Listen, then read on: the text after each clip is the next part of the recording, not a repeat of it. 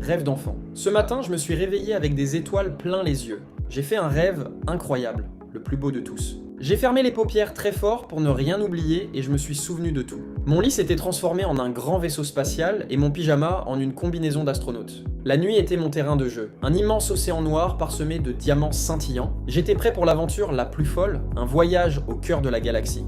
Musique douce et onirique, voix d'enfant, douce et rêveuse. 5, 4, 3, 2, 1, décollage. Mon lit fusée a quitté. Ma chambre en silence, traversant le plafond comme par magie.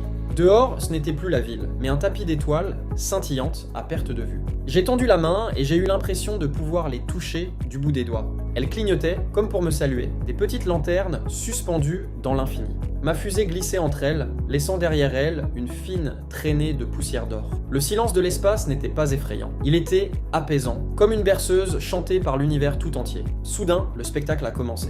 Des milliers de traits lumineux ont zébré le ciel noir. C'était une pluie d'étoiles filantes, une cascade de lumière pure et rapide. Elles dansèrent devant moi, traçant des chemins éphémères dans l'obscurité. C'était plus beau que tous les feux d'artifice du monde. Chaque étoile semblait avoir sa propre personnalité, sa propre couleur. Certaines étaient bleues comme la glace, d'autres dorées comme le miel. J'étais le seul spectateur de ce ballet cosmique, le souffle coupé par tant de beauté. Je me suis souvenu de ce que mamie me dit toujours. Quand tu vois une étoile filante, fais un vœu.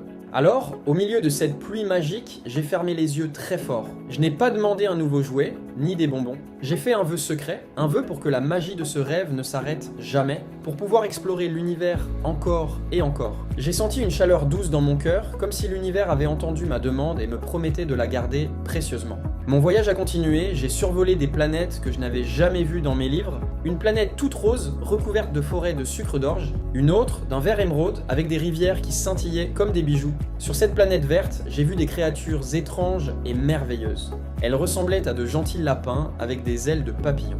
Elles flottaient doucement dans les airs et me faisaient de grands signes de la main. Leur sourire était bienveillant et accueillant. Ma fusée s'est posée en douceur sur une petite lune qui brillait d'une lumière argentée. Et là, ils m'attendaient. Des petits aliens tout ronds et violets avec de grands yeux curieux et un seul cheveu, en forme d'antenne sur la tête. Ils n'ont pas parlé avec des mots, mais je les comprenais.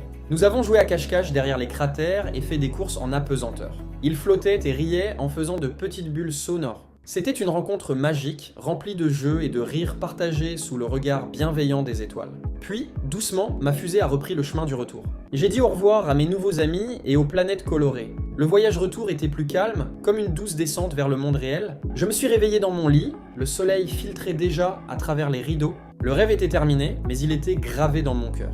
En regardant par la fenêtre, le ciel bleu du matin me semblait différent, plus profond. Je savais que ce n'était qu'un rêve, mais pour moi, cette nuit, j'étais vraiment un explorateur de l'espace. Et je sais que ce soir, en fermant les yeux, les étoiles m'attendront à nouveau.